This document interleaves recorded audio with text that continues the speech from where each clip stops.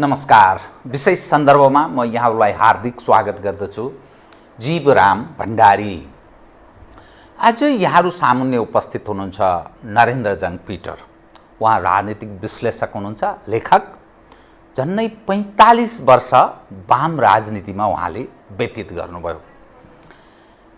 तत्कालीन पुष्पकमल दाहाल प्रचण्डसँगको उहाँको सामिप्यता र सहयात्रा निकै लामो पनि छ। नेपालको राजनीतिक इतिहास पछिल्लो अवस्था हेर्दा जब माओवादीले जनयुद्ध प्रारम्भ गर्यो तत्पश्चातको अवस्थामा नरेन्द्रजङ पिटरको भूमिका नेपालको पश्चिम क्षेत्रमा भन्ने हो भने एक हिसाबले हेडक्वार्टर जस्तो हुने गर्थ्यो। उहाँको घर हापुरे र टाइगर टप्स जो शान्ति वार्ता भयो त्यस वार्ताका उहाँ एउटा म्यानेजरियल अर्थात् प्रबन्धकको रूपमा उहाँले त्यो भूमिका पनि निर्वाह गर्नुभयो। पार्टीको तत्कालीन नेकपा माओवादी हुँदै नेकपा माओवादी केन्द्रसम्म रहँदाको अवस्थामा उहाँ सो पार्टीको केन्द्रीय सल्लाहकारको रूपमा पनि भूमिका निर्वाह गर्नुभयो। उहाँ एउटा सशक्त कलम चलाउन सक्ने एउटा पुरानो पत्रकार पनि। मैले यसकारण आम दर्शकलाई यो सारा पृष्ठभूमि बताएँ। को व्यक्तिसँग कुरा गरिँदैछ र उहाँले बोलेको विषयलाई कुन रूपमा ग्रहण गर्ने भन्ने आधार मैले आम दर्शकलाई सेयर गर्ने हिसाबले यो पृष्ठभूमि मैले बताएको छु। यसकारण कि नेकपा भित्रको आन्तरिक किचलो, यो आन्तरिक किचलोका कारण कार्यकर्ता अन्यल, नेपाली जनले जो आश गरेका थिए त्यो निराशामा परिणत भएको, वितृष्णा पैदा भएको। नेपालको राजनीतिक अब यथास्थितिमा चल्न सक्छ भन्ने एउटा प्रश्न चिन्ह खडा भएको अवस्थामा उहाँ जस्तो व्यक्ति जो अहिले तत्कालीन नेकपा माओवादी र माओवादी केन्द्रमा उहाँले जुन भूमिका निर्वाह गर्नुभयो पछिल्लो अवस्थामा उहाँ त्यहाँबाट अलग हुनुभयो। अर्थात् उहाँमा नेतृत्व पङ्क्तिको चरित्र र जुन दर्शन, विचारवाद, सिद्धान्त, आदर्शले उहाँलाई डोर्याएको थियो वितृष्णा उहाँमा पैदा भयो। फलत उहाँ स्वतन्त्र भूमिका निर्वाह गरिरहनु भएको छ। त्यसकारण यावत अहिलेको अवस्थालाई स्वतन्त्र चक्षुबाट नै उहाँले विश्लेषण गर्नका लागि म उहाँलाई प्रेरित अनुरोधसहित गर्दै समग्रमा विषयलाई उठान गर्नेछु। सर्वप्रथम म उहाँलाई स्वागत गर्छु। स्वागत छ यहाँलाई। धन्यवाद। अब म कहाँबाट प्रारम्भ गर्न चाहेँ भने तपाईले जुन खालको सपना देख्नु भएको थियो, यदि यो देशमा वामपन्थीहरू प्रिभेल गरे भने, वामहरूको सरकार बन्यो भने एकातर्फ दुखी नेपालीको उत्थान हुन्छ, दोस्रो एउटा देशभक्तहरूको पनि जमात भएको हुनाले मुलुक जो अर्ध औपनिवेशिक यावत जो विषय फुदाको रूपमा कम्युनिस्टहरू जोड्ने गर्थे यी सबै सपना साकार हुन्छ। जुन तपाईले सपना देख्नुभयो, जनताले न्याय गरे, तपाईहरुले दिएको नारालाई मतको रूपमा उनीहरूले जाहेर पनि गरे, 2/3 बहुमत निकटको अवस्था छ। अभिगत यस्तो छ। अब बताउनुस् त, अब यो जनचाहना र जनतामा आएको वितृष्णा, नेतृत्वको यो लैबरी पारा अब के हुने? मैले यहीँबाट सुरु गरेँ, कृपया। कस्तो गम्भीर प्रश्न राख्नुभयो। जब सपना ध्वस्त हुन्छन्, मूल्यमान्य आदर्शहरू चाहिँ एउटा दुर्घटनामा पर्दछन्, त्यसबेला एउटा पात्रहरू रमिते र तमासाहरू बनिरहन सक्दैनन्। त्यस्तै बेलामा एउटा पात्रले कसरी हेर्दछ? एउटा प्रश्न गम्भीर। यो प्रश्न राजनीतिक प्रश्न मात्रै नभइकन सांस्कृतिक चेतना, संवेदनासँग जोडिएका प्रश्नहरू हुन्। जब कुनै पात्रहरूको सपनाहरू ध्वस्त हुन्छ त्यसबेला त्यो पात्रहरूलाई जो आशा विश्वासका साथमा आश र त्रासबाट लतारिएका मानिसहरूमा कस्ता किसिमका चिजहरू आउँछन् त्यस्तै सम्भवतः मेरा पनि दिमागमा घुम्दै होलान्। एक। दोस्रो प्रश्न के छ भने संसारकै जब कम्युनिस्ट आन्दोलनहरू हेर्दछु, क्रान्तिकारी आन्दोलनहरू हेर्दछु, राष्ट्रवादी आन्दोलन र विद्रोह सङ्घर्षहरूलाई मैले हेर्दछु, क्रान्तिकारीहरू कम्युनिस्टहरू आन्दोलन र क्रान्ति गर्न त सक्दा रहेछन्, जब पुरानो सत्तालाई पनि भत्काउन पनि सक्दा रहेछन्, जब स्वयं तिनीहरू जब आफै खजान्चीका रूपमा नेतृत्वमा पुग्दा रहेछन् त्यो आदर्श थ्याक्न सक्दा रहन्छन्। कम्युनिस्टहरू आन्दोलन त धेरै गर्न जान्ने तर नेतृत्व र सत्ताहरू चलाउन नसक्ने अवस्था जो मैले देख्दछु, विश्वकै अवस्थामा देख्दछु। त्यसको पछाडि मलाई दुईटा कुरा लाग्छ। एउटा त हजारौँ वर्षदेखिको राज्य सत्ताको चरित्रहरूमा सांस्कृतिक परिवर्तन नभई राजनीतिक परिवर्तन मात्रै भएको हुन्छ। स्वयं जो मूल्य मान्यता र आदर्शका साथमा गएका हुन्छन् तिनीहरू फेरिएका परिस्थितिमा आफ्ना राजनीतिक आदर्श र मान्यताहरू पनि स्वयं फेर्ता रहेछन्, जसका परिणाम आज क्रान्तिका भ्रूणबाट उत्पादित नेतृत्वहरू, क्रान्तिका भ्रूणबाट उत्पादित नेतृत्वहरू जब सत्तामा पुगे उनीहरू नै हास्य पात्रहरू हुँदै गए। गाई जात्रा आउँदैछ नि होइन, कति केही दिन पछाडि गाई जात्राका एउटा कलाकारको रूपमा उनीहरू फेरिए। यो चाहिँ एउटा सपना दुर्घटना भएको समय हो। एउटा कविता छ, कृपया त्यो भारतीय कवि अवतार सिंह पासले लेखेका कविता छन्। म कहिले कहिले एक्लैमा गम्छु जब कोही पनि हुँदैन, यो अवस्था किन भयो, कसरी भयो, के यस्तैका लागि सबैले कुर्बानीहरू दिएका थिए अथवा यसैका लागि ठुला ठुला जेलमा गएका थिए, भूमिगत रहेका थिए, परिवारहरूलाई त्यागेका थिए, सबै कुरा गएर आफ्नैलाई गाह्रो र कात्रो बोकेका थिए, के त्यसैका लागि थिए त भनेर गम्न थाल्छु। त्यस बेला पास मेरा सामनेमा ठिङ्ग उभिन्छन् र भन्छन्, ये हाथ साबी मेरा ही जमाने में आना था। यो अवस्था पनि मैले नै देख्नुपर्ने थियो। यो अवस्था देख्नुभन्दा पहिले नै मैले मरेको भए पनि हुन्थ्यो, अथवा मैले के भूमिका निर्वाह गरेँ त, मेरो अंशमा परेका भूमिकाहरू मैले निर्वाह गर्न सकेँ कि सकिनँ त भन्ने किसिमका प्रश्न आउँथे। तपाईँका प्रश्नले सधैँ स्टुडियोमा बसेको जस्तो तरिकाले मलाई फिल भएको छैन। म आफैलाई कोतरिएको, चिमटेको, लतारिएको, घिसारिएको एउटा पात्रको, निरह पात्रको रूपमा मैले त्यो ऐतिहासिक भूमिकामा मेरो अंशमा आएको भूमिका निर्वाह गरेँ कि गरिनँ त।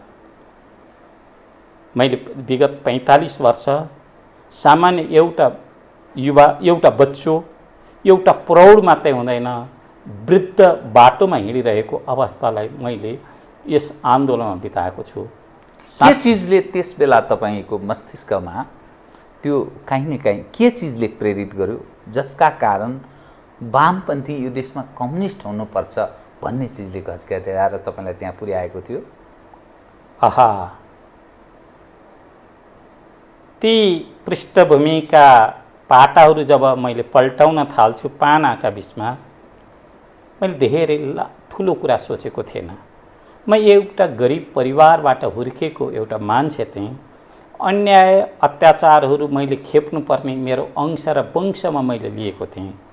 जब बाउ मरेको बिर्सिन सक्दछ तर पैतृक सम्पत्ति अर्काले लुटेकोलाई स्वीकार गर्न सक्ने अवस्थामा हुँदैन थियो। किन मान्छेहरू यो संसारमा अन्याय पनि मान्छे हुन्छन्? किन मान्छेहरूले मान्छेले नै किन खान चाहन्छन्? किन मान्छेले मान्छेलाई अन्याय गर्दछ? किन अभाव र तनावमा मान्छे रहेका छन्? किन उच्च र निचो वर्गमा मान्छे रहेका छन्? कुनै सवर्ण वर्ग र कुनै दलितहरू हुन सक्दछन्। ओहो, म नै म हुनको लागि के हुनुपर्छ? एउटा युवापन्थी हो, त्यस बेला विद्रोही खोज्दछ आँधी, मानौ त्यहाँ शान्त छ जस्तो तरिकाको थियो। अन्याय अत्याचारका विरुद्धमा बिगुल फुक्नुपर्ने कम्तीमा पनि एउटा युवाहरूको युवा बन्ने पहिचान हुन्छ भन्ने किसिमको चिज थियो। त्यसो हुँदाखेरि ममाथि भएका अन्याय र अत्याचारहरू यस्तै तरिकाले समाजमा पनि भएका छन् भन्ने किसिमको थियो। र म एउटा फर्स्ट बेन्चर, एउटा विद्यार्थीको नाताबाट फर्स्ट बेन्चर विद्यार्थी, म राजनीतिमा लास्ट बेन्चरहरूको चाहिँ कब्जा छ, उपस्थिति छ, पकड छ, आकर्षण छ भनिन्छ हाम्रो समाजमा फर्स्ट बेन्चर कसरी गयो त्यहाँ? फर्स्ट बेन्चरहरूसँग क्वेसन हुन्छ, जिज्ञासा हुन्छ, समकालीन समाजमा उसले राख्ने किसिमका प्रश्नहरू हुन्छन्। किन हो, कसरी हो, के यस्तै हुनु पर्थ्यो, यसो नभएको भए कसो हुन्थ्यो, किन मान्छे मानव नभएर मान्छे नै स्वयं दानव जस्तो हुनु सक्दछ? हो, हामी महाभारत रामायणलाई पढेर हुर्केका समाजहरू हौँ। त्यसकै भित्रमा रहेका धेरै शिक्षाहरू, वैदिक साहित्यमा रहेका धेरै शिक्षाहरू हैन हाम्रा बिचमा हुन्थे। फर्स्ट बेन्चर विद्यार्थीहरू जहिले पनि तपाईको हाजिरी जवाफ, निबन्ध प्रतियोगिता, साहित्यिक प्रतियोगिता अथवा इन्टरनल गेममा सबैभन्दा पहिला हुन्थ्यो। यसको अर्थ जिज्ञासा नै संसारको एउटा अलग तरिकाको चिज हो भनेर भन्थ्यो। त्यसै हुँदाखेरि एउटा मान्छेमा असमानता किन भयो? के समानता केही हुन सक्दैन? किन सधैँ एकलव्यहरू द्रोणाचार्यबाट औँला दिइरहन पर्ने बाध्यता हुन्छन्?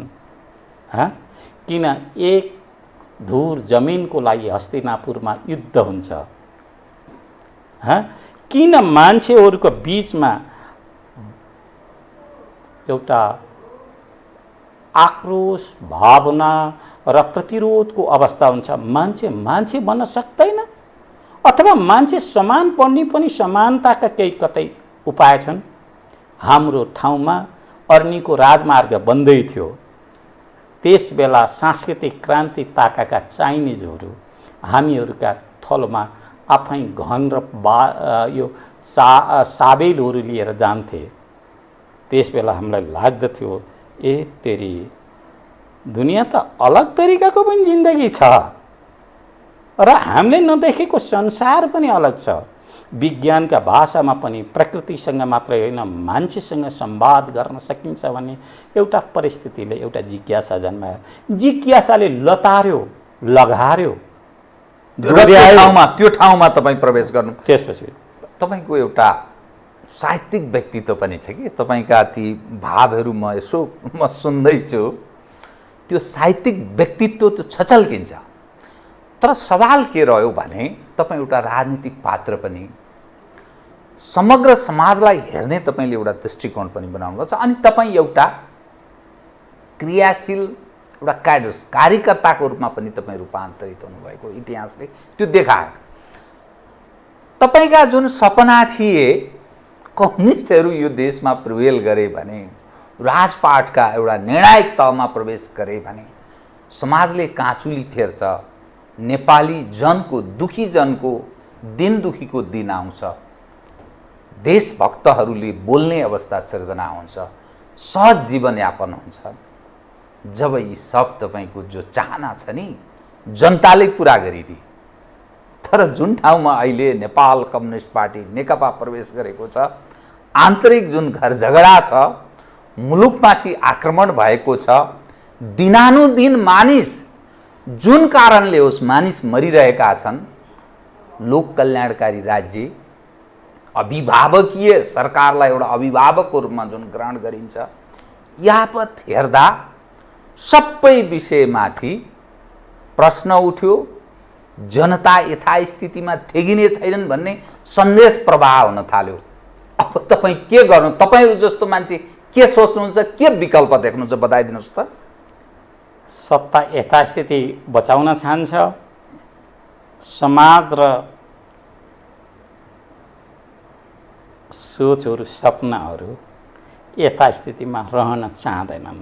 त्यस बेलामा द्वन्द्व हुँदछ, ढिलो न चाँडो सूर्य उदाउँछ, अन्यायको अन्त हुन्छ र नयाँ समाजहरूको उदय हुन्छ। यो इतिहासका गति हुन्, इतिहासका सन्देश हुन्।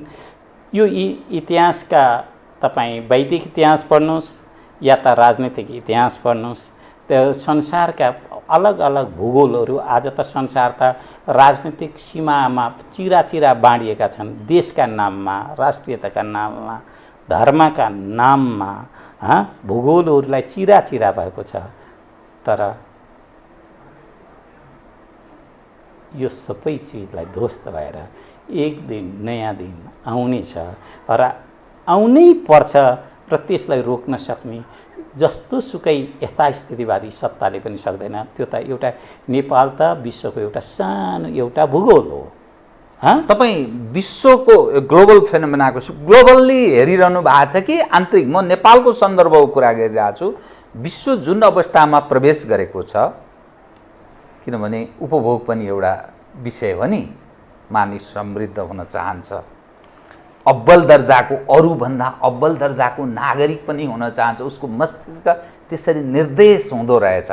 जसरी तपाईँलाई एउटा पीडाले गजगच्यायो र यो ठाउँमा प्रवेश गरायो, तपाईँले कुनै न कुनै समय झन्नै झन्नै आदर्श जस्तो मानेको अथवा आफ्नो अगुवा युग मुलुकका लागि काम गरिखान्छ, यो मान्छे मुलुकका लागि ठिक हो भन्ने ठान्नु भएको पुष्पकमल दाहाल प्रचण्डजी, तत्कालीन प्रचण्ड, बाबुराम भट्टराईजीहरू बाटो अलग छ।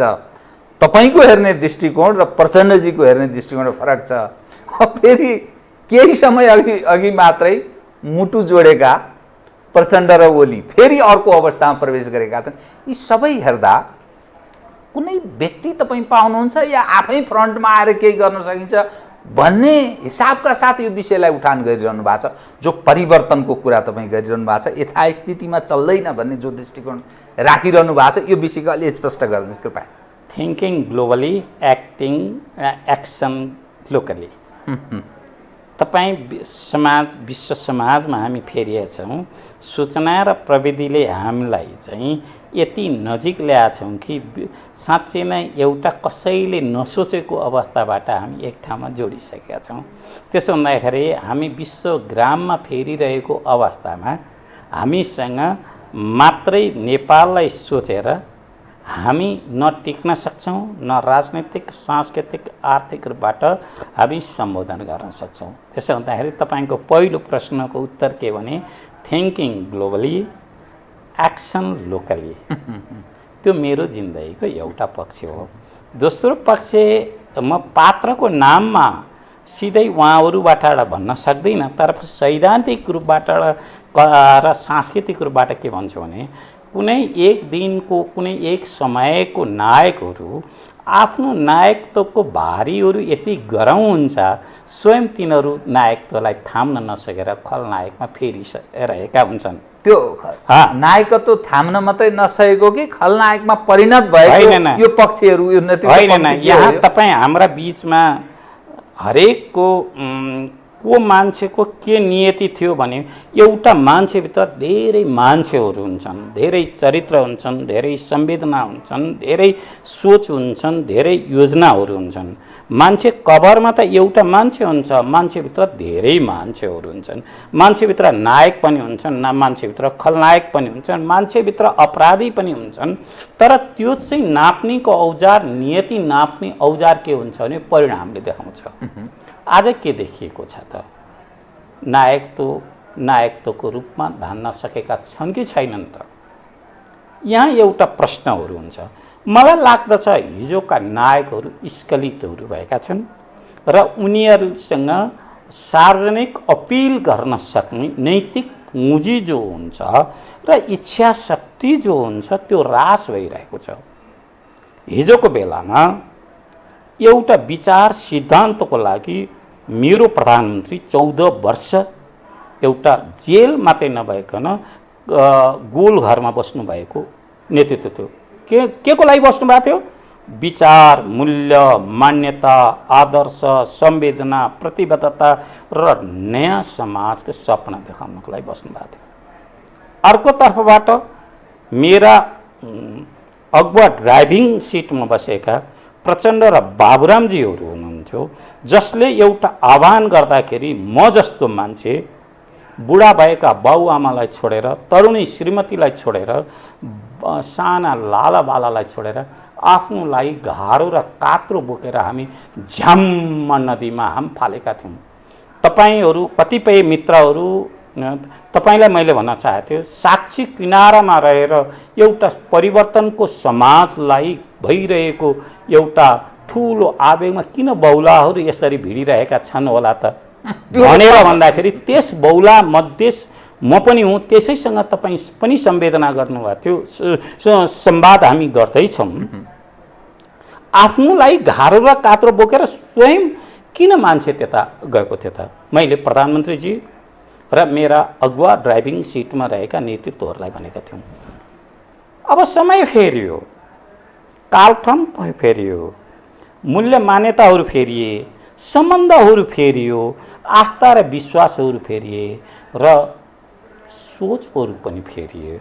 सोचका साथमा आदर्श र कल्पना प्रतिबद्धताहरू पनि फेरिए, त्यसको सुन्दरता पनि फेरियो। जब तपाईँ आफैसँग रहेका सोचहरू जब फेरिन्छन् नि, तपाईँको चस्मा फेरिन्छ। चस्मा फेरिएपछि तपाईँले हेर्ने दृष्टि मात्रै भएन, दृष्टिकोण पनि फेरिन्छ। रातो चस्मा लगाएर यदि क्या हरियो चस्मा लगाएर यदि गुलाबको फुल तपाईँ हेर्नुहुन्छ भने त्यो कालो धब्बा देखिन्छ। सुन्दरता जब फेरिएपछि अब सौन्दर्यताका अर्थहरू फेरिन्छन्। मेरा अगुवाहरू भन्न चाहेको नेपाली समग्र राजनैतिक संस्कृति भन्न चाहेको छु। आज काङ्ग्रेस रहेन, कम्युनिस्ट रहेन। मेरा अगुवाहरू पनि आज उनीहरूसँग आऊ नयाँ चिजको लागि सम्बोधन गरौँ भन्ने किसिमका, मैले तिम्रो लागि 14 वर्ष काल कोठरी बिताएँ, म आज पनि तिम्रो लागि चाहिँ म जान्छु भन्ने प्रधानमन्त्रीसँग नैतिक पुँजी रहेन त्यो। अनि पक्नुस्, त्यस्तै तरिकाले आऊ समाजको परिवर्तनको लागि, तिम्रो लागि लडाईँ अर्काले लड्दैन, तिमी नै लड्नुपर्छ भन्ने प्रचण्ड र बाबुरामजीहरूसँग नैतिक पुँजी रहेन, त्यो भन्न सक्ने इच्छा शक्ति रहेन। त्यसले गर्दाखेरि अहिले हामी एउटा अनौठो एउटा त्यसलाई भ्याकम, पोलिटिकल भ्याकम राजनीतिमा, जबकि राजनीतिक सांस्कृतिक चरित्र घुम्छ, त्यसपछि एउटा नयाँ चिजहरूको सुरुवात हुन्छ। त्यसपछि हामी त्यसलाई भुमरी परेको भनेर भन्छौँ। भुमरी त सधैँ त हुँदैन, हामी चारैतर्फबाट हावा त आउँछ नि, खाली भाकम हुँदैन हो। त्यसै बेलामा अहिले हामी एउटा जो संवाद भएका छौँ, संवादका लागि गरिरहेका छैनौँ। नयाँ सङ्कट र भुमरी पर्दैछ, भ्याकम हुँदैछ। अब पनि सचेत हुँदै छैन भने एउटा ठुलो दुर्घटना हुँदैछ।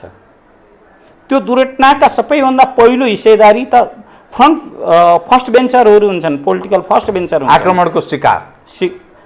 तर तपाईँ र म पनि त्यस अवस्थाबाट मुक्त हुन सक्दैनौँ। त्यसरी नै हामी अहिले संवादमा बसेका छौँ। त्यसरी नै त्यही अवस्थाबाट प्रचण्ड बाबुराम अथवा काङ्ग्रेस अथवा प्रधानमन्त्रीको कुरा आएको, उहाँसँगको हामीलाई कुनै व्यक्तिगत रूपबाट कुनै आवेग पनि छैन, रिस पनि छैन, तनाव पनि छैन। तर हामी भन्छौँ यो किन भयो? ओहो, यस्तो त हुनै नपर्ने थियो। ये हादसा भी मेरा ही जमाने में आना था। हे पास, तिमी त मारियौ, तिमी कविता लेखेर मारियौ। हे पास, के मेरो मैले नै यो देख्नुपर्ने थियो? तपाईँले नै देख्नुपर्ने थियो? मेरो समयले नै देख्नुपर्ने थियो? तर पनि मौन किन छ समाज? किन कार्यकर्ताहरू पछुवा बन्न चाहँदैछन्? राजनीतिक कार्यकर्ताहरू, त्यो नेपाली काङ्ग्रेसको पनि प्रश्न हो, सरकारी नेकपाको पनि प्रश्न हो, अलग पनि प्रश्न हो। देश त एउटा यस्तो भुमरीमा गएको छ, विद्रोहको अवस्थामा छ, तर प्रतिपक्षीहरू कहाँ छन् थाहा छैन, विद्रोही पक्षहरू पनि कहाँ छन् थाहा छैन। त्यस बेला एउटा नयाँ चिजहरूको अवस्थामा तपाईँ हामी छौँ। अलिकति इतिहाससँग सम्बन्धित विषयमा उठान गर्छु। काङ्ग्रेसको जुन ऐतिहासिक जुन छवि छ, एउटा प्रजातान्त्रिक प्रजातन्त्रको लागि बिगुल फुकेको नेतृत्वदायी भूमिका निर्वाह गरेको काङ्ग्रेस, गरिब निरीह आम जनता, नागरिक भन्नु, संसारकै हर कोही नागरिक र देशभक्तहरू पनि हुन्छन् भन्ने कम्युनिस्टहरूको र विगतमा प्रचण्डजीले निर्वाह गरेको भूमिका, केपी ओलीजीले निर्वाह गरेको भूमिका, अनि समग्रमा नेपालका कम्युनिस्टहरूले निर्वाह गरेको भूमिका, त्यो ऐतिहासिक पक्षलाई मार्केटिङ गरेर आगामी दिनमा फेरि पनि भजाएर खान सक्ने अवस्थामा अब यिनीहरू छन् कि छैनन्, रूपान्तरित हुन सक्ने यही पक्षहरू त्यो बजारीकरण गरेर जनताका माझबाट फेरि उदाउन सक्ने त्यो पुस्ता या दोस्रो या तेस्रो पुस्ता, केही सम्भावना तपाईँ क्षितिजमा देख्नुहुन्छ कि यो सबै चिज अब लटपटियो, जसको आदर्श पात्रहरू यस्ता छन् भने तिनबाट प्रतिष्ठितबाट सम्भावनै छैन, यो सबै नामको रूपमा रहेर बदनाम भए भन्ने कुन निष्कर्षमा तपाईँ हुनुहुन्छ? कृपया। काङ्ग्रेस छैन। काङ्ग्रेसको आधारभूत सिद्धान्त समाजवाद, धर्मनिरपेक्ष, राष्ट्रियता चिज भयो। अब तपाईँ अर्को कुरा, जब पहिलो निर्वाचित सरकार बिपी कोइरालाको निर्वाचित सरकार जो रह्यो त्यस बेलामा 15 सालको कुरा रह्यो। वनको विषयमा राष्ट्रियकरण अनि वीरता उन्मूलन जस्ता काम भए, तर शीत युद्धको प्रचुर मारलाई बिपी बाबुले खेप्न सक्नु भएन र अमेरिकन खेमामा जानुको अर्थ, जसले कि एसियामा पहिलोचोटि इजरायललाई मान्यता दियो काङ्ग्रेस सरकारले, त्यसको परिणाम चाहिँ 58मा सुरुवात भएको टिबेटको समस्या जुन थियो त्यसको परिणाम 60मा हामीले भोग्नु पर्यो। न चाउएनलाई माओले बिपीलाई समर्थन गरे, न नेहरूले समर्थन गरे। हामीले देख्दाखेरि त 17 सालको घटना, नेपालको घटना देखेका छौँ। अन्तर्राष्ट्रिय खेलभित्रमा यो चिजहरू परेका छन्। त्यो चाहिँ यो थलोमा अहिले जुन हामी सायद सम्भवतः अहिले पछाडि तपाईँले पनि प्रश्न गर्न सक्ने प्रश्नहरू अहिलेका जो नेकपा भित्रका त्यो आन्तरिक विषय म गर्छु गर्नु होला। तर त्यस बेला पनि यो चाहिँ बिपी कोइरालाको निर्वाचित सरकार अपदस्थ गराउँदाखेरि माओजेदुङ, चाउएनलाई र नेहरूले मौन बस्नको पछाडिको अवस्था के हो त तपाईँ भनेदेखि अमेरिका नेपालमा आएको र इजरायललाई समर्थन गरे, कुटनीतिक समर्थन। एसियामा पहिलोचोटि बिपी गभर्मेन्टले इजरायललाई समर्थन गरेको रूपमा चाहिँ बिपीले काम गर्नुभयो। यस, त्यसपछि कुनै पनि शक्तिले, चाहे त्यो बेलाको शीत युद्धको ठुलो शक्ति रुस र अर्को तरिकाले रुसको पक्षधर नभएको भए पनि चीनले अमेरिकालाई यहाँ ल्याउन दिन चाहँदैनथ्यो। त्यसको अर्थ चाहिँ के भने कि 62 को भारतको युद्ध त भयो नै। अहिले तपाईँले लद्दाख केसलाई चाहिँ मैले त अझ पनि विश्लेषण गर्छु। लद्दाख, लिपुलेख र अहिले माओवादी के अरे नेकपाको भित्रको सङ्घर्षलाई हामीले अलग्याएर म चाहिँ हेर्न सक्दिनँ। 60 को 62 कोरिलेसन। अब यस्तै स्थितिमा जाँदाखेरि, अब सिधै जाँदाखेरि समाजवादको रूपमा काङ्ग्रेस रहेको छैन। धर्मनिरपेक्षको रूपमा उसले वीरगञ्ज अधिवेशनमा जुन पास गरेको विषयमा काङ्ग्रेस छैन। डेमोक्रेसी काङ्ग्रेसको बीचमै छैन। त्यो ऐतिहासिक विषय भयो। ती चाहिँ इतिहासका कुरा रहे। जुन विषय छँदै छैन त्यही विषयमा लिएर जानु भनेको पाखण्ड हुन्छ। त्यही चिज बेच्न खोजेर बजारीकरण गरेर पार्टी अहिले छैन यथार्थमा। अनि काङ्ग्रेस र सरकारी नेकपा अहिले ट्रेडमार्कमा छन्। उनीहरू दुइटै जे छैनन् त्यही मात्रै फलाकिराखेका छन्। त्यो कुरा त बालकोटमा प्रधानमन्त्रीको शपथ ग्रहण गर्नु पूर्व नै वर्तमान प्रधानमन्त्रीले स्पष्ट तरिकाले भन्नुभएको छ, हामी कम्युनिस्ट होइनौँ। एउटा पत्रिकालाई अन्तर्वार्ता दिनुभएको छ। त्यसलाई पनि लिएर जाँदाखेरि यी दुईटै ट्रेडमार्कका रूपमा काङ्ग्रेस र कम्युनिस्टहरू रहेका छन्।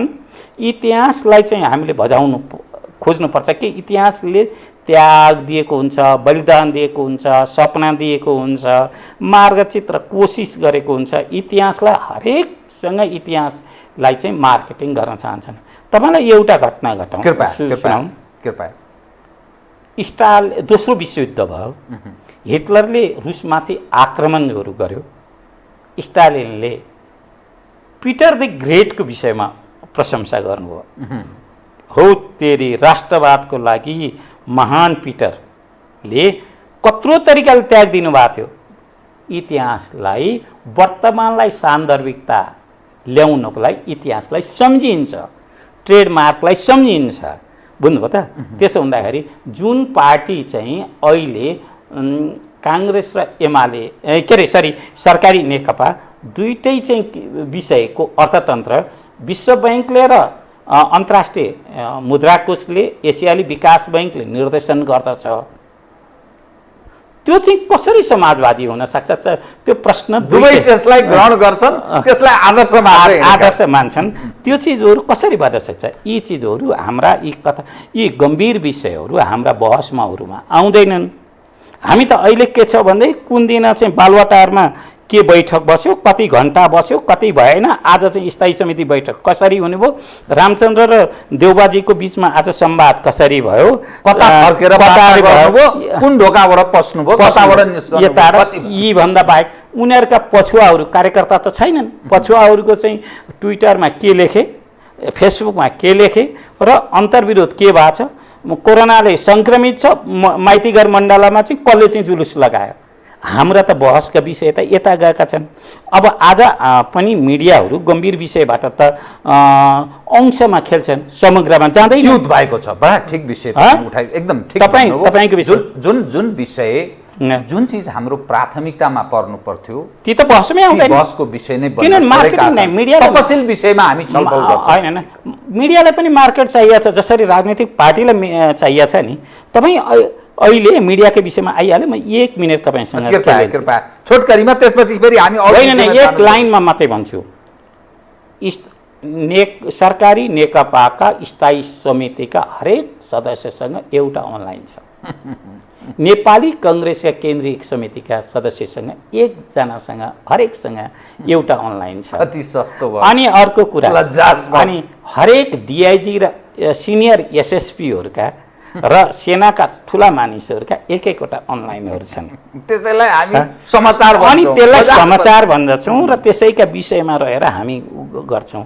यी विषय त अलग रहे। मूलतः कुरा के भन्छु भने तपाईँकै विषयसँग जोड्दाखेरि अहिले नेपालका राजनीतिक पार्टीहरू, चाहे मधेसवादी भन्नुहोस्, चाहे जनजाति पार्टी भन्नुहोस्, चाहे चाहिँ अब सरकारी पार्टी भनेपछि रुलिङ पार्टी र प्रतिपक्षी दुईटै सरकारी पार्टी हुन्। हेर्नुहोस्, त्यो जबकि प्रजातन्त्र अथवा लोकतन्त्र सबै ट्रेडमार्क हर चिज त्यो सफल हुने, जनताप्रति उत्तरदायी हुने भनेको सरकारले गलत काम गर्यो भने दबाब सिर्जना गर्ने, ठिक ठाउँमा ल्याउने, त्यो प्रमुख प्रतिपक्षीको भूमिका हुनुपर्ने। दुईटै सरकारी पार्टी हुने। हेर्नुहोस्, सत्ताधारी र प्रतिपक्ष भनेका सरकारी पार्टीहरू हुन्। यसैमा दुईटा छैन। किन विधेयक आयो, किन विधेयक फिर्ता आयो, किन प्रतिपक्ष पनि उठाउँदैन, बहसमा पनि आइँदैन। अनि साँच्चै नै सांसदको अपहरण भएको हो कि होइन, बहसको विषय बन्दैन। अनि साँच्चै नै क्लोप्टोक्रेसी, सिन्डिकेट भ्रष्टाचार भएकै हो त? ओब्नी र यति साँच्चै नै यति होल्डिङ के क्वेसन मात्रै भएको कि वास्तविकता भएको? अहिले न प्रतिपक्षलाई बहस बन्छ, न चाहिँ अहिले सरकारी नेकपाभित्रका प्रतिपक्षीहरू जो छन् नि उनीहरूले बहस गर्छन्। के को लागि तिमीहरूको विरोध? संयौं काण्डै घटेका छन्, त्यसको कुनै जवाब छैन, स्पष्ट छैन। अनि यो जवाब नागरिकको प्रश्न जिउका तिउ छन्, त्यो त्यसै छायामा पर्छ। अर्को विषयमा फेरि यो बहसमा बहस गरौँ भनेर प्रचण्ड माधव नेपालले किन प्रश्नहरू सार्वजनिक गर्नुहुन्न? हामीले यो विषयमा हाम्रो चाहिँ अन्तर्विरोध छ। सिद्धान्तमा, विचारमा, संस्कृतिमा, भ्रष्टाचारमा र राज्यका जुन संवैधानिक निकायहरूले स्वतन्त्र काम गर्नुपर्ने विषयमा, अब अदालतमाथि उठिरहेका क्वेसनहरूको विषयमा किन हाम्रा यी विषयमा डिफ्रेन्सेस छन् है, हाम्रा अलग अलग पक्षहरू छन् भनेर प्रचण्ड माधव नेपाल टिमले पनि अहिले सार्वजनिक गरेको छैन। यस्ता प्रश्नहरूमा अप्रत्यक्ष तरिकाले कतै चाहिँ नेपाली काङ्ग्रेस चाहिँ के भने प्रधानमन्त्रीज्यूलाई एउटा बैशाखी त दिइरहेको छैन। यसमा तपाईँ नडराउनुहोस् है। तपाईँलाई जसरी अर्काले केही तपाईँले संसदीय दलबाट पनि ल्यायो भनेदेखि नआतिनुहोस् भनिया छ कि छैन भनेर सार्वजनिक तरिकाले केही आउँछ कि आउँदैन? हाम्रो सर्वोच्च संस्था, संविधानको रक्षा गर्नुपर्ने संस्था शीतल निवास एउटा प्रश्नमा आधा घन्टा नलागिकन कुनै विधेयकमा प्रस्ताव गर्छ, क्वेसनहरू अगाडि आएको छ र मान्छे सार्वजनिक तरिकाले प्रश्नहरू गर्न थालेका छन्। शीतल निवास गुटको राजनीतिमा पनि सहभागी भयो भनेर, त्यसको लागि होइन म देशको संविधानको रक्षक हुँ भनेर त्यो विश्वास कायम गर्न सक्ने स्थिति छ कि छैन त? आज सबैभन्दा ठुलो समस्या के छ भने विश्वासमा ध्वस्त भइरहेको छ। बहुत मार्मिक विषयलाई तपाईँले सम्बोधन गर्ने प्रयास गर्नुभयो। सबै क्षेत्र सर्वत्र यत्र तत्र सर्वत्र भने मैले तुइएको अवस्था छ। न आदर्श पात्र छ, न आदर्श संस्था छ, न कुनै त्यस्तो व्यक्तित्वहरूको तत्काल त्यो अभाव पुरा गर्ने अवस्था छ। यसले ल्याउने स्थिति भनेको बडा खतरनाक छ। मानिसका तृष्णा छन्, प्रश्नहरू छन्, त्यसलाई सम्बोधन गर्ने सामर्थ्य छ। अब म सवाल तपाईँ कहाँ प्रवेश गर्न चाहेँ भने करेन्ट इभेन्ट, आम जिज्ञासा हुन्छ, तत्कालको अवस्था। नेपाल कम्युनिस्ट पार्टी नेकपाभित्रको यो आन्तरिक दिनौँ झगडा हुन्छ नि, आज एउटा भयो। उही त मैले भने चाहिँ विभिन्न खाले यी अनलाइनहरू, छापा माध्यम, सञ्चार माध्यम आउँछ। आज यतापट्टि फर्केर कुरा गर्नु हो, भोलि यस्तो अर्को आउँछ। त यो जो झगडाको जो तस्बिरहरू बाहिर आउने गर्छ, यो वास्तवमा यो के भएको, यो कसरी तपाईँ हेर्नुहुन्छ? प्रचण्ड र ओली बिचको झगडा, माधव, वामदेव, झलनाथजी, प्रचण्डजी कुनै बेला एक ठाउँमा भएको विषय आउँछ। फेरि होइन प्रचण्ड र ओलीजी मिल्नुभयो भनेर फेरि अर्को दिन आउँछ। फेरि अर्को दिन होइन, हिजो चाहिँ अलिकति कुरा यसो भयो तर फेरि म यता आएँ भने यो सबै हेर्दा यो झगडा, यो जो चर्चा, यो बहस, यो छलफल, यो के को उपज हो? यो कसरी हेर्नु भएको छ यसलाई? मैले एउटा दुईटा अर्थबाट म हेर्छु। हाम्रो समय नायकत्वको ध्वस्त भएको र विघटन भएको एउटा काल हो। समग्र तरिकाले समाजले, समयले, राजनीतिले, परिस्थितिले हामीलाई एउटा नयाँ नायकको खोजी गरिरहेको छ। नायकत्व विघटन भएको काल भनेको त्यो समाजको, त्यो देशको इतिहासको लागि अत्यन्तै पीडादायी काल हो। हामी त्यो समयमा छौँ। एक। दोस्रो कुरा मैले देख्दछु, मैले बारम्बार भन्ने गरेको एउटा कुरा छ, हामीसँग राजनीतिक संस्कृति, हामीले राजनीतिक विचार त फेर्यौँ, राजनीतिक संस्कृति फेर्न सकेनौँ। राजनीतिक संस्कृतिमा हामीसँग सामन्ती राजनीतिक संस्कृति नै रह्यो। त्यसले के भन्छ भने टुट्न सक्ने, झुक्न नसक्ने र मिलाप भनेको शक्ति सञ्चय काललाई मात्रै लिने।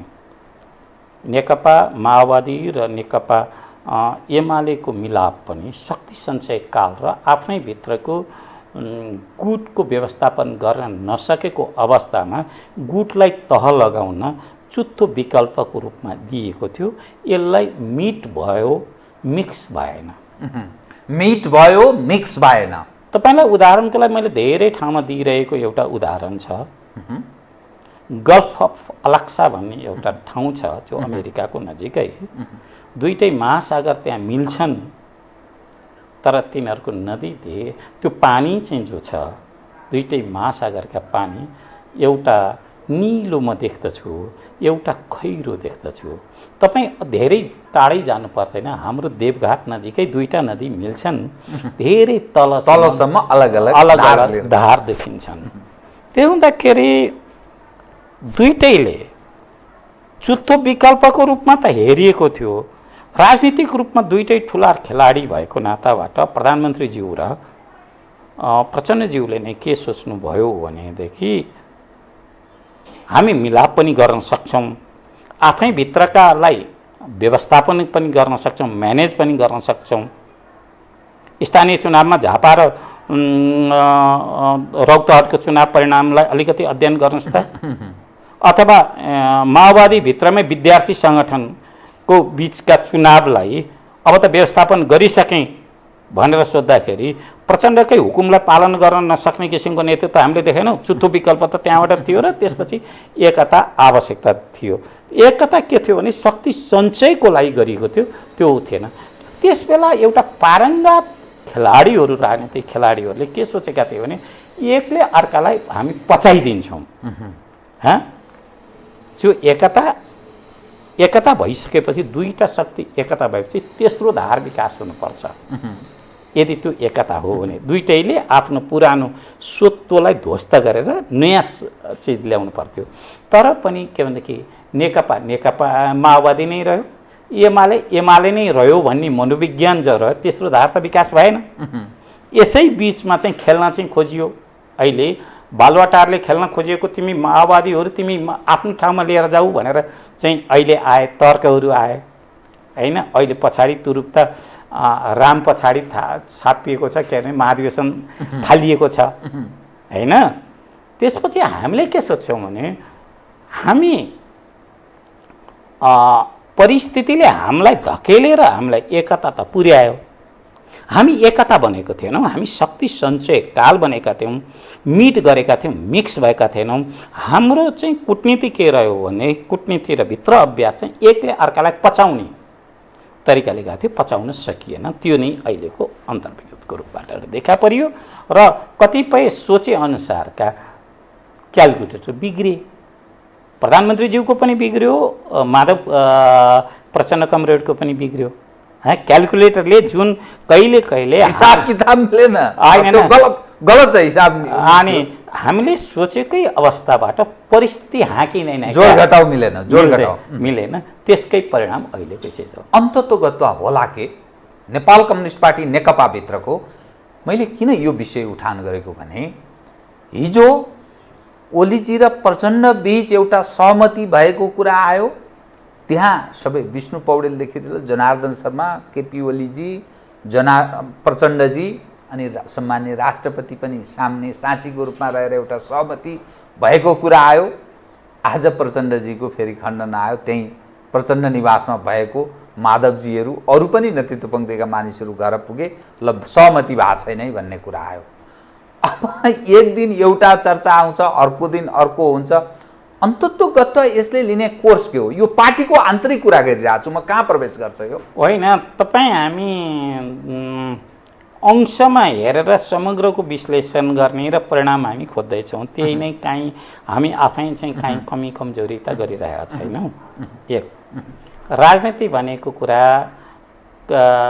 तपाईँको सोच अनुसारको चिजहरूको बिचमा मात्रै जाँदैन, जसले कि शक्ति सञ्चयकाल भनेर मैले अहिले नै जो भने तपाईँ शक्तिसँग र एउटा हात्तीमा चढेको मान्छे र भुइँमा बिचमा रहेका सन्धि सम्झौताहरू, ठुला देशहरूका बिचमा पनि भएका सन्धि सम्झौताहरूलाई हामीले हेर्छौँ नि। पहिलो विश्व र दोस्रो विश्वयुद्धमा भएका सम्झौता हेरौँ त हामीहरूले, साना देश र ठुला देशहरूका बिचमा भएका सन्धि सम्झौता हेरौँ त, शक्तिमा पुगेको र बाहिर रहेको मानिसहरूका बिचमा भएका सम्झौताहरूलाई हेरौँ त।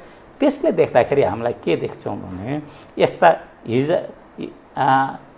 तिम्रो कम्मल त गाईले खाइदियो भन्ने एउटा कथा छ नि, न्यायालयमा एउटा आउँछ।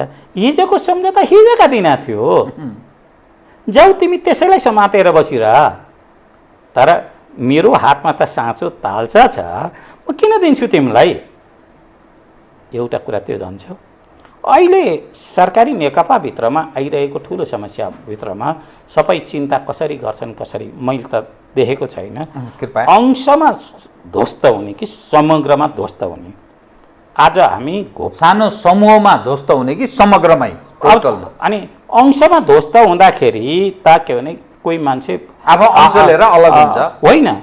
अंशमा ध्वस्त हुँदाखेरि आफ्नो अहङ्कारहरू स्वत्वहरूबाट पछाडि हट्छ, एक कदम पछाडि हट्छ। घरै जल्नुभन्दा कोठा जल्नु त ठिक हो नि त?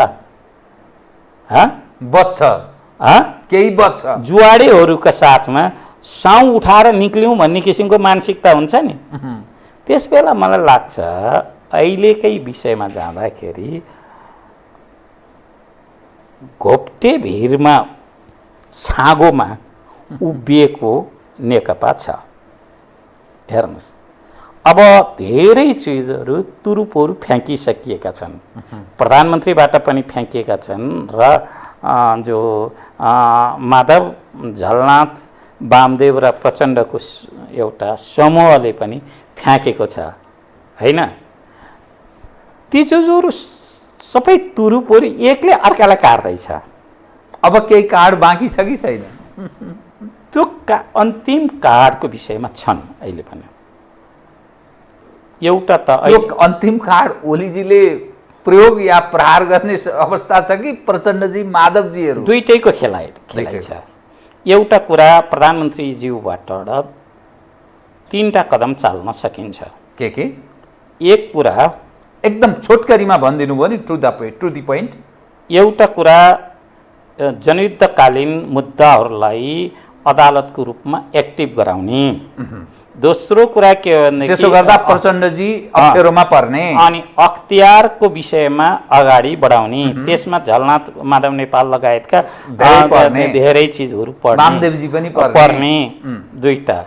तेस्रो चाहिँ चिजहरू अध्यादेशको मोभ गरेर चाहिँ शीतल निवासलाई प्रयोग गर्ने, जसरी हिजो प्रयोग गरियो र अहिले पनि चाहिँ लिएर गएर दोस्रो चुनाव मैले राष्ट्रियताका मुद्दा अगाडि बढाएको थिएँ। त्यसले गर्दाखेरि यो चिजहरू हुन सकेन भनेर अगाडि बढाउने। चौथो कुरा चाहिँ मलाई नै यदि ध्वस्त गर्न चाहियो भने तिमीहरू कसैलाई पनि दिन सक्दिनँ, त्यसो भन्दाखेरि बरु बुझाउनै छ भने अर्कालाई बुझाउँछु। त्यो अर्को को हो मैले भन्न सक्दिनँ। त्यो पात्र जो कोही हुन सक्छ। यी चिज चाहिँ प्रधानमन्त्री ओलीजीका पक्षबाट हुन सक्ने सम्भावनाहरू चिज छ, प्रहार हुन सक्छ। अनि प्रचण्डजी मात्रै होइन, प्रचण्डजीको टिम भन्नुहोस् न, त्यहाँ चाहिँ पहिला नै प्रचण्डजी मात्रै भन्दाखेरि त बालुवाटारले माओवादी र पूर्व एमाले बीचको चाहिँ किताकाट गर्नलाई प्रयत्न भयो, त्यसलाई सकिएन। अब त्यो ग्रुपले, प्रधानमन्त्रीको प्रतिपक्षी ग्रुपले चाहिँ के खेल्न सक्ने चिज चाहिँ के हो भने केन्द्रीय कमिटीको बैठक राख्ने, अल्पमतमा प्रधानमन्त्री परेको छ भनेर प्रमाणित गर्ने, जो स्वतः तरिकाले स्थायी समितिको बैठकमा भइसकेको छ। संसदीय दलको बैठकमा उहाँलाई प्रधानमन्त्रीको रूपमा हैसियतमा नराख्ने। राष्ट्रपतिलाई तपाईँ एउटा पार्टीको मात्रै होइन, गुटको राजनीतिमा तपाईँ इन्भल्भ हुनु हुँदैन। तपाईँ सम्मानित हाम्रो अभिभावक हो। खबरदार, यसले गर्दाखेरि तपाईँको व्यक्तित्व अलग हुन सक्दछ। यदि तपाईँ त्यसरी जानुभयो भने संसदमा तपाईँको विषयमा किन एउटा नयाँ प्रस्तावहरू अथवा त्यो प्रस्ताव केही पनि हुन सक्छ, महाभियोग उहाँमाथि तपाईँ आफै चाहिँ एउटा हाम्रो अभिभावक मात्रै भनिदिनुहोस्, अभिभावकभन्दा यताउता कहीँ जान नहुन सक्ने चिजहरू छ। तेस्रो कुरा के भनेदेखि त्यो प्रतिपक्ष दलले, त्यो प्रधानमन्त्रीको प्रतिपक्ष दलले चाहिँ के छ भने सदनको प्रतिपक्ष दललाई चाहिँ भने तिमी यो हाम्रो खेलमा तिमीले रहँदाखेरि आफ्नै घर चाहिँ तिमीहरूले पनि सम्हाल्न सक्दैनौ। तिमीहरूका बीचको अन्तर्विरोध पनि हामीलाई थाहा छ। धेरै दिनदेखि बालुवाटार पुग्न लालयित शक्तिहरूलाई हामीले पनि प्रोत्साहित गरेर उता लिएर जान सक्दछौँ भनेर साइजमा ल्याउन सक्ने, उसलाई आकर्षित गर्ने, उसलाई पनि आकर्षित गर्न सक्ने त्यो कार्डहरू, यी विभिन्न कार्डहरू, यी चिजहरू सदन, केन्द्रीय समिति र प्रतिपक्षी दल र शीतल निवास प्रतिपक्षी ग्रुपको पनि विषयमा ती चिजहरू छ। अब अर्को कुरा, प्रधानमन्त्रीको अर्को चिज चाहिँ के छ भनेदेखि देखाइस पनि सक्नु भएको छ, तपाईँहरूको पक्षधरिता कहाँ हो मन्त्रीहरूलाई भनिसक्नु भएको छ। उहाँले आश र त्रास किता क्लियर गर, यता या उता स्पष्ट गर। त्यस बेला के हुन्छ भन्नुहुन्छ भने प्रधानमन्त्रीजीले जुन आफ्ना विरोधीमा रहेको टिमलाई कसरी तोड्ने, यहाँ चाहिँ के छ भनेदेखि जसरी भारतीय राजनीतिहरूमा खरिद बिक्रीको चाहिँ खेल चलेका छन्, यी खेलहरू यहाँ पनि नहोलान् भनेर भन्न सकिँदैन।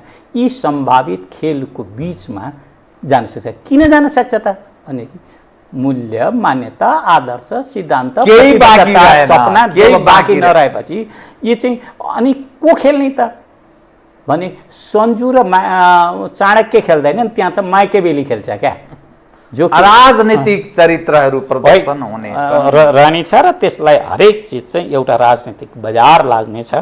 त्यो राजनीतिक बजारमा को चाहिँ जान सक्नेछन्, ती खेलहरू हुन सक्ने। आधा मिनटमा मात्रै जवाफ दिन सक्नुहुन्छ भने म एउटा विषय उठान गर्छु। यही बेसोमा कालापानी, लिपुलेक, लिम्पियाधुरा, एमसीसी, चिनिया सक्रियता भारतसँगको अस्वाभाविक अप्ठ्यारो अवस्था यी यावत छ।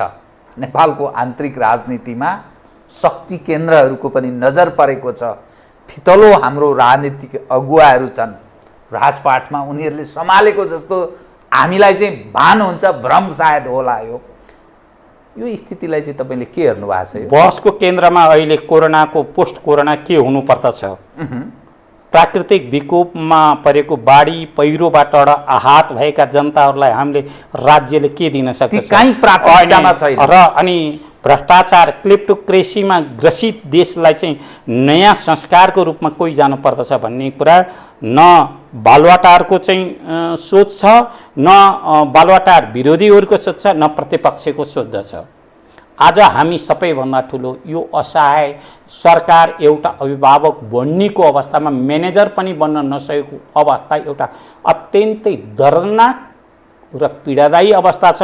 यस्ता बेलामा पनि मौन रहन सक्ने राजनीतिक सोचका मानिसहरू, मिडियाहरू र आम कार्यकर्ता र जनताहरू देख्दाखेरि चाहिँ ये हादसा भी मेरा ही जमाने में आना था। हे पास, तिमी आज बाँचेका भए तिमीले के भन्थ्यौ होला? मेरो फुटेको आँखाले किन देख्नु पर्यो? यस्तो यो के देख्नु परेको भन्ने एउटा हाम्रो लोक एउटा भनाइहरू पनि। मेरो अंशको हिस्सा मैले लिनुपर्छ, तपाईको अंशमा परेको हिस्सा तपाईले लिनुपर्छ, आम कार्यकर्ता र सचेत नागरिकले पनि लिनुपर्छ। ये हादसा भी मेरा ही जमाने में होना था। बहुत धन्यवाद छ। तपाईसँग अरू विषय कुरा गर्न चाहन्थे, 1 घण्टा हामी कुरा गऱ्यौँ, तर समयले यतिसम्म साथ थियो। केही विषय मैले जिज्ञासाको रूपमा राख्न चाहन्थेँ, समयले अरू थप साथ दिएन। धन्यवाद छ कार्यक्रममा आइदिनु। हस्, धन्यवाद। आदरणीय दर्शकवृन्द, उहाँ हुनुहुन्थ्यो नरेन्द्रजङ पिटर, राजनीतिक विश्लेषक। समसामयिक विषयमा केन्द्रित रहेर गरिएको कुराकानी। म सहित मेरो सम्पूर्ण युनिटलाई कार्यक्रमबाट बिदा दिनुहोस्, तर यो हो टेलिभिजन, हेर्दै रहनुहोला। नमस्कार।